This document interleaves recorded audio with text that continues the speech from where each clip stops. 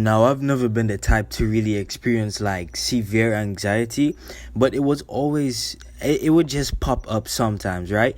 Anxiety is just one of those things where you don't really have much control over it. Well, actually, you do, but I'm gonna get into that in a second.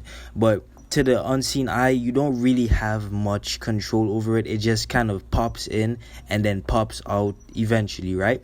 So, like, but it mainly pops in when you're going to be social, right? How many of you that have anxiety, how many of you have actually experienced that?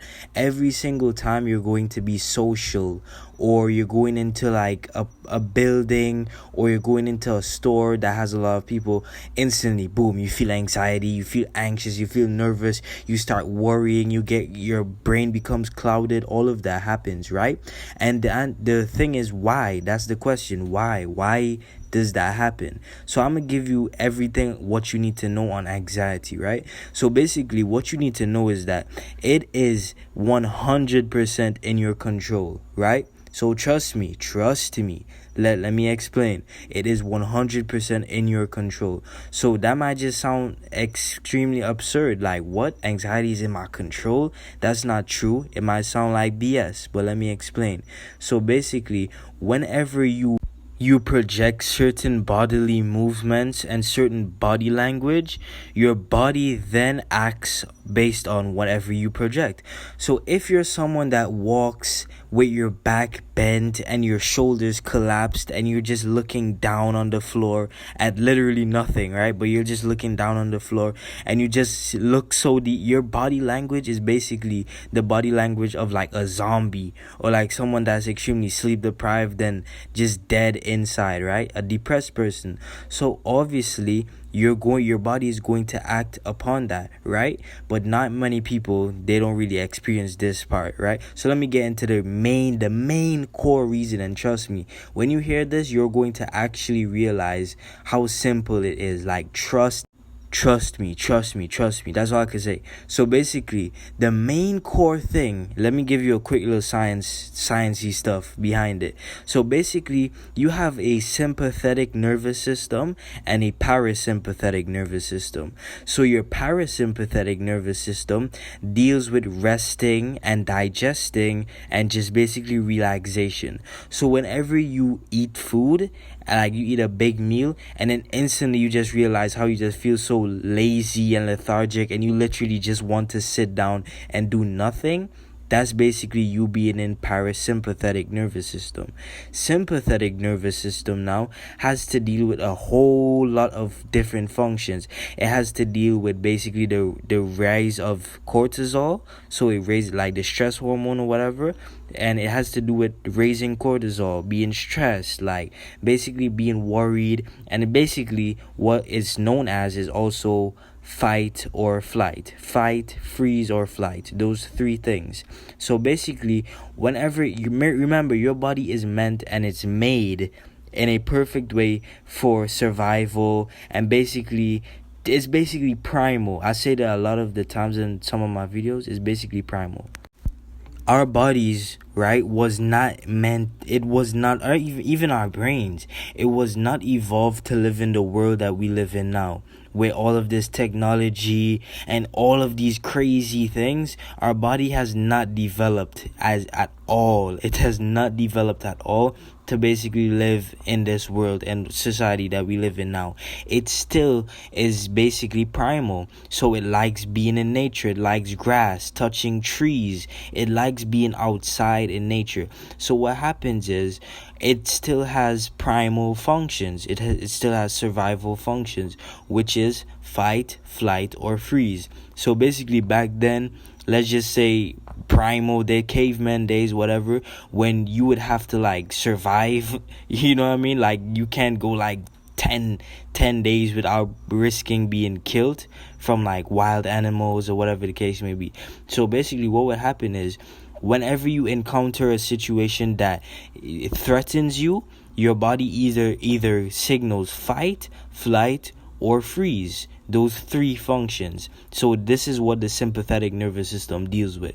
So what a lot of what happens to a lot of people is that whenever they go into like public, whatever the case may be, into a building, a store, school, anywhere that's social, because they've been inside all of the time. This is why I tell y'all to go outside and get sunlight, right? But because you stay inside all the time, you're always on your phone all day long, you're always inside, you never really go outside, you don't socialize, you don't have real quality friends, you don't have none of that. So what happens is, whenever you do take a step outside of the virtual world, your body or your mind, your brain then thinks that, oh, we are at threat, we risk our life right now. Our lives are at risk right now because we could potentially get killed because it's public, or we could potentially get shamed, like people may not want to be friends with us, we might get rejected from people, we might feel lonely, we might be lonely. So we are at threat, right?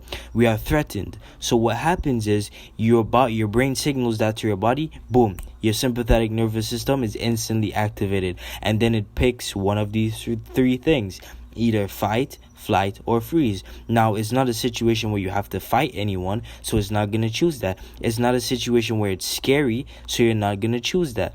And what happens is, it's a situation where you might either flight, which is like you just leave, you just be by yourself, you walk away from a crowd of people because you're scared, you just want to be by yourself, and you're in your head all the time. So anxiety then correlates to this. It can happen with freeze as well also, right?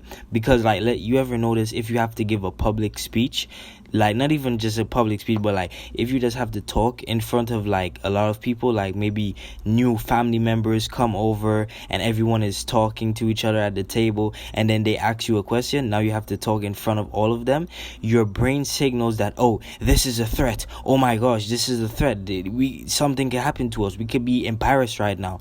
And then anxiety spikes, because you're either fight, flight, or freeze. You don't have to fight in that situation, and you don't have to really flight, but actually you might have to. So what you might feel, either you might want to just get up and leave, or you might just want to quickly answer and then say, oh, I forgot something on the stove, or something like that, right? So what happens is, you either pick one of those two things. Now it's 3, 5, flight, or freeze, but in this situation it's just two things, either freeze or flight, right? So you either pick one of not even your subconscious mind, your body itself picks one of those two things, either fight or flee, either flight or freeze. So you either flight or freeze. So a lot of people, I think the one that would get me sometimes, I was never like really like scared to talk, but actually mainly when I was growing up, when I was like a little kid, when I was like 9, 10, or around 9 and 10 years old, I was always scared, and I would always get anxiety to talk to family members. Like if a new family member came over and they're so excited to see me, and they haven't seen me in years, since I was born, whatever the case may be, I would always be scared to talk to them. Even if it's just like friends of my family members, if they came over, I would always be scared. Like I would literally go into my room and like lock the door and literally just be by myself, wait up until they leave, and then I would come out my room. It was that bad, right? So that was basically the flight response. So I chose to flee the situation and remove myself from being social. So what happens is, how to fix this? Basically, what I always say all the time, practice. You need to practice with anything. You need to train yourself to not have anxiety. So you need to train yourself by forcing yourself to actually go out more, actually be more social, actually go outside more, actually practice speaking to people more, right? And just force yourself to do that. Now, the biggest tip I can also give you for anxiety, like when you're actually when you go out in public and you just feel nervous, nobody is around, nothing, and you just feel nervous, is your breath. So here's where we get into the deep sauce, right? So your breath, once you breathe properly, your body instantly relax. So let's think of it as two modes. You have two game modes. Think of it like a game, right? You have two game modes. So basically you have the parasympathetic nervous system, and then you have the sympathetic nervous system. So whenever you go into the sympathetic nervous system and you have anxiety and you're feeling stressed and you're feeling worried and you're feeling nervous in public, you need to switch your game mode into the parasympathetic nervous system, and your breath is the only way to be able to do that. So literally, trust me, try this for a week and you will literally come back and thank me on this video. So whenever you feel like you're getting anxiety and you just feel nervous and all of that, I want you to literally just focus on your breathing. Somebody could be talking to you, I don't care.